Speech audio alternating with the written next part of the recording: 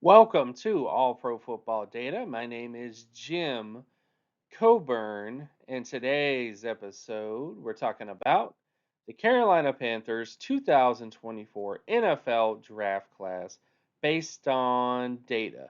So, we're going to be looking at the production, athleticism, and other statistical factors from this class to determine whether or not they might become good prospects in the future.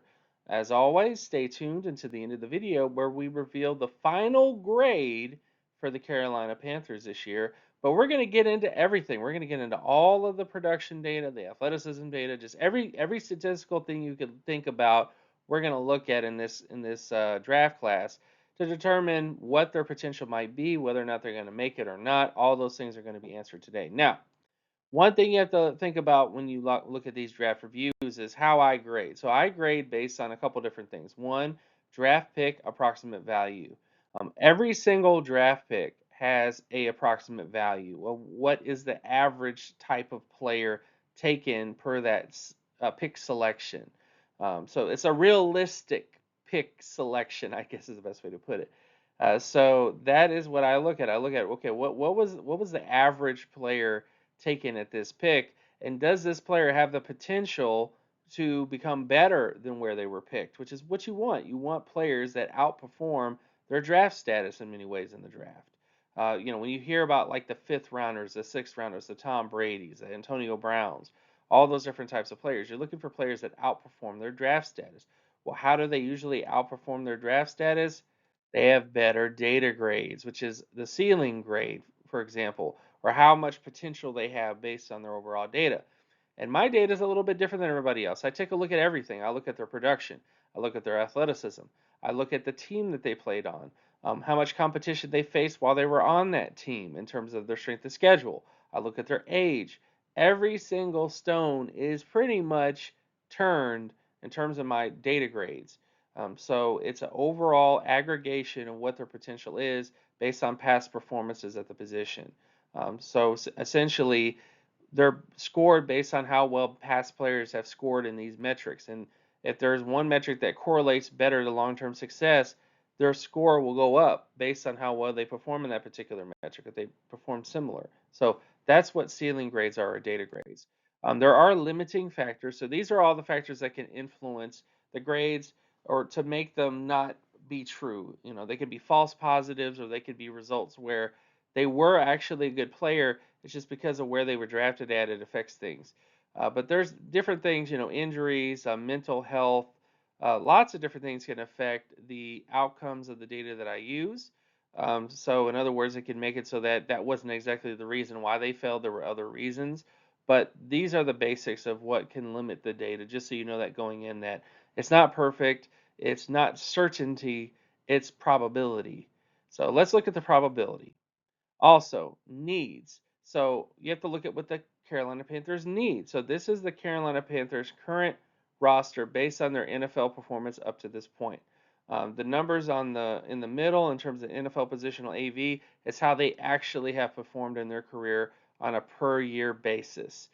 The data grade is their overall potential based on how they tested coming out of college. So some of these prospects like Bryce Young might have a better year next year, and then their overall AV is going to increase. So there's a lot of that there too to kind of think about, but that's kind of how things are in terms of that. In terms of their biggest needs on offense, based on what I just mentioned, wide receiver is definitely a very big need for them. They're 31 out of 32 teams in terms of their wide receiver core, which has to improve. Their tight end position is 28 out of 32. So they need to take a tight end this year, definitely. When you look at their defensive side of the football, they need edge rushers, but they desperately need linebackers and cornerbacks. Those are the two areas where, based on their past performances and based on what they have on the roster right now, they need to improve those areas. So those are things that you're going to be looking at in this draft. When I grade this class, did they meet those needs? That's what we're going to be looking at. Next up, we have how I grade draft classes. So three main things that go into my draft grades in terms of my overall draft grades. Did they fill their needs?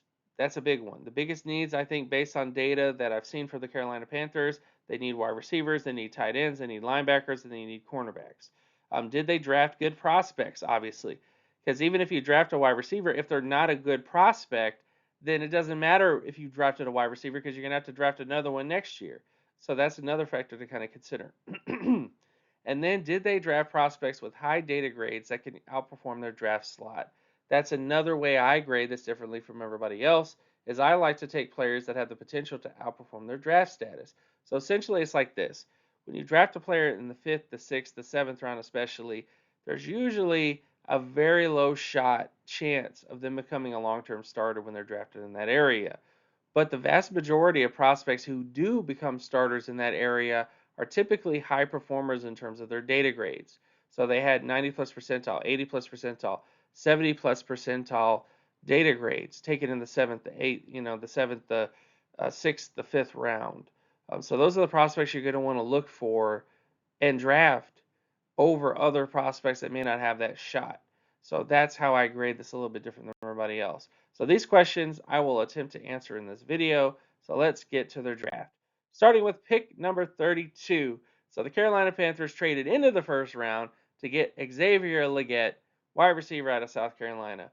His data grade was 84.41 out of 100. His floor, so the floor grade takes a look at the average data grade for wide receivers with his data grade. So all the wide receivers with 80 plus percentile, 80 to 89 percentile data grade that were picked at his area, how do they usually perform? And typically they had about a 70.44 out of 100 data grade.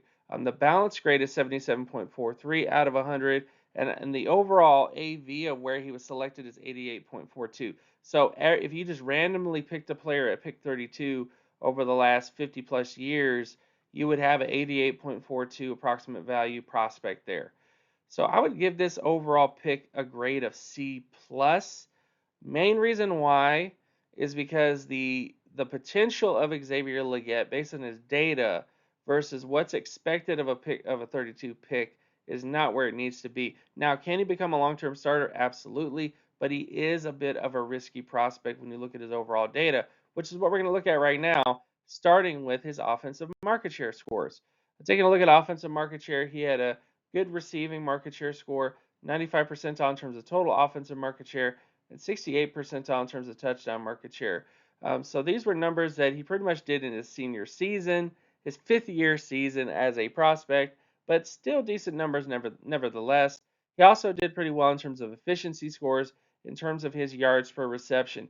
His TD percentage wasn't that impressive. He had a 30 percentile touchdown percentage, which is how often he ended up in the end zone per touch in his collegiate career. But his yards per reception were decent. Then when you look at his athleticism traits, taking a look at athleticism, he was 98 percentile in terms of explosiveness and 98 percentile in terms of speed. By far one of the most athletic wide receivers in this draft class. Did not do the short throw or three cone to determine his flexibility, but he was a very athletic prospect. There's no doubting that.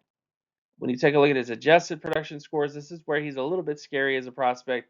His age, he's a 28 percentile age score player with 64 percentile in terms of MSA and 74 percentile in terms of his pass score. These are not the numbers that you want to be hitting for long-term outcomes.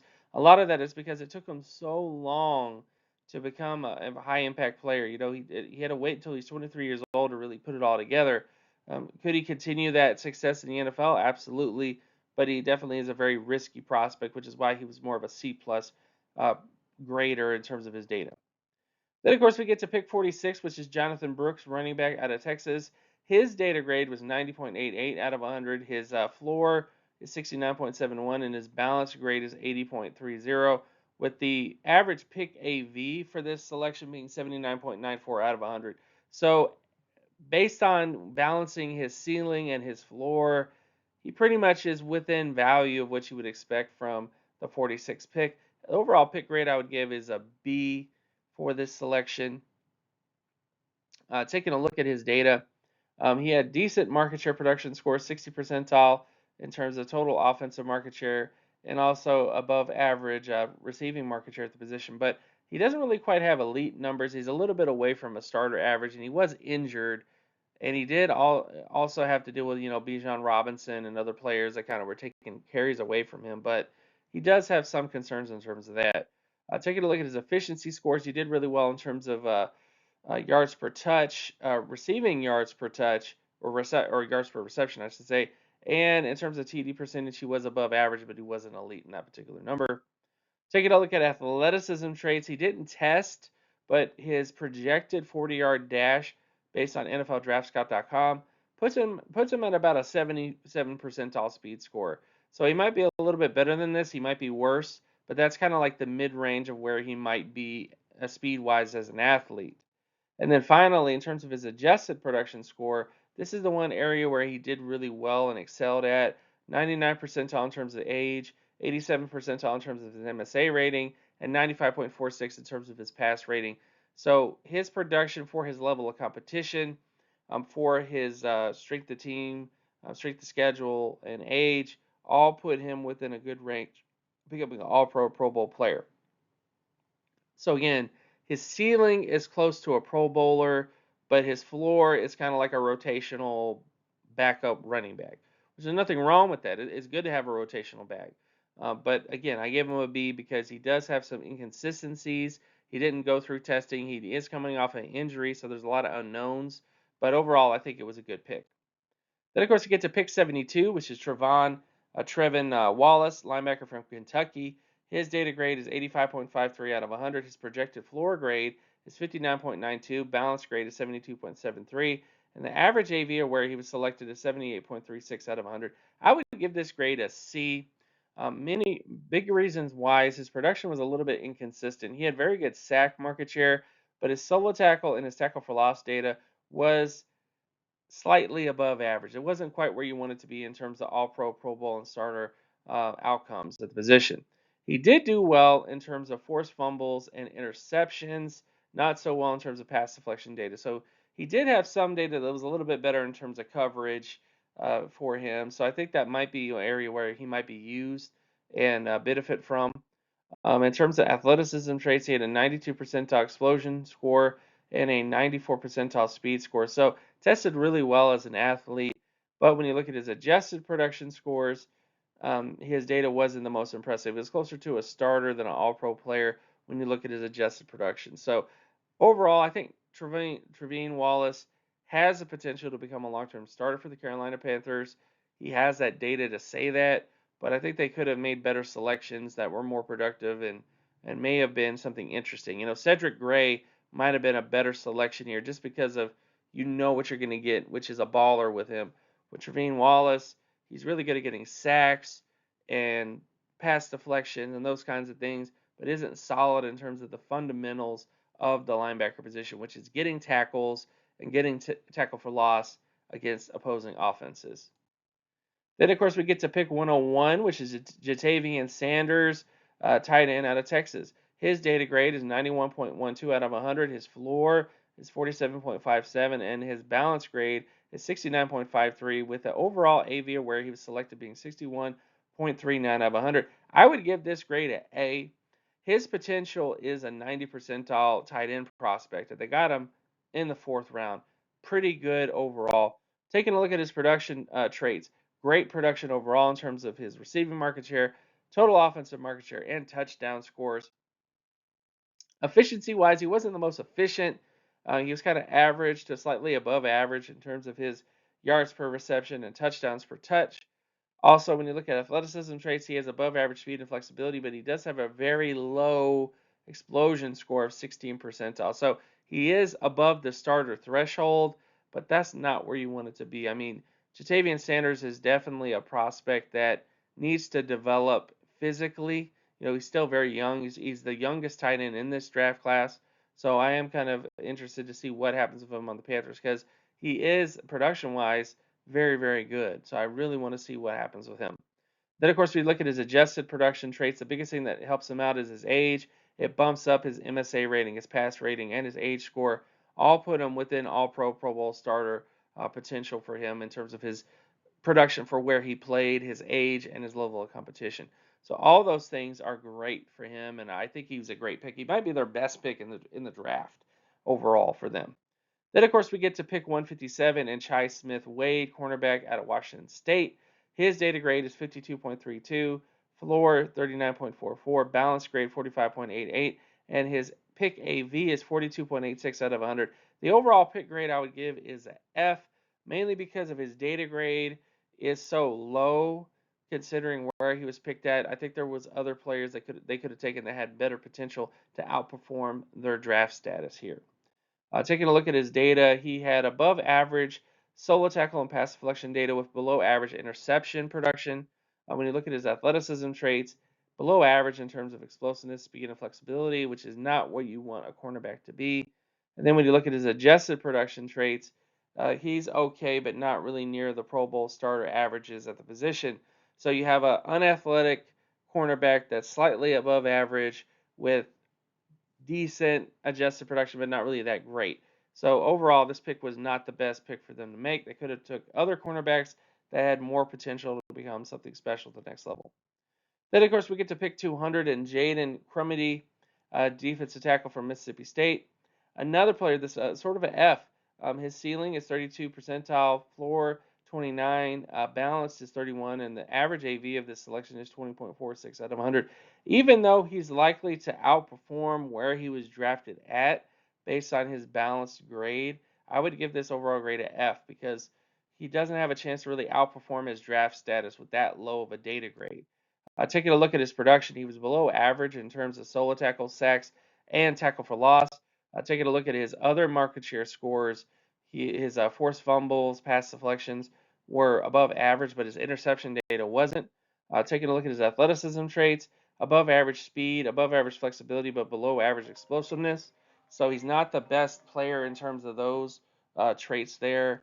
And then in terms of adjusted production traits, he's okay, but not really where you want it to be in terms of his data here. So not really near the starter averages at all.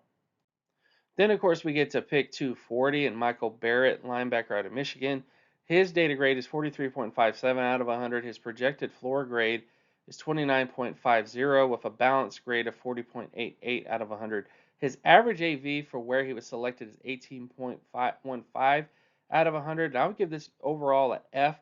Main reason why is not really because he might outperform his draft status.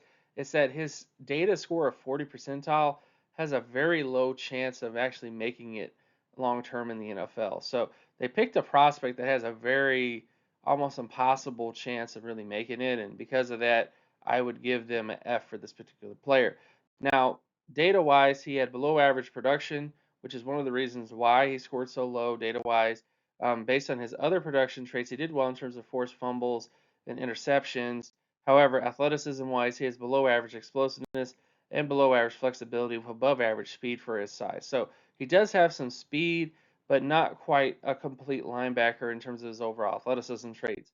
And then, of course, when you get to his adjusted production, his age, his overall production really hurts him in terms of the starter averages at the position. So it would be very unlikely for Michael Barrett to become a long-term starter for them. Then finally, so the final grade for the Carolina Panthers, I might get some flack for this, but it just is what it is. I would give them a D. Did they meet roster needs? I would say yes. Did they draft good prospects? Yes. Did they draft prospects that have the data potential to outperform their draft status? I would say yes and no. Carolina finished as the 24th best draft class compared to every other team. They found a decent number of younger prospects with the potential to become special, like Jatavian Sanders. I think is probably one of their best picks in the draft. However, there are a lot of risks with a lot of their prospects. So when you look at the first round with Xavier Legette, he's a player that is inconsistent. He doesn't quite fit the mold of what you want out of a prospect at pick 32. And his overall data potential is a little iffy. So I do like the class. There's pieces that I like, but when you look at the overall data potential, it might not be as good as they need it to be because they do have a lot of needs for them. So with all this stuff out of the way, I would just like to thank you guys for watching. Check out my Patreon page at patreon.com/jcoburn. Also, check out my X, formerly known as Twitter account, at Geometrics. And consider purchasing the 2024 NFL Draft Analytics Guide available today in the description. You will find a link to that, and I definitely would want you guys to get it. It's applicable to not only after the draft, But in the future, it has a lot of information and nuggets of knowledge that I think you guys need to have in the future. So definitely consider buying that guide, and I'll see you guys in the next episode. Peace.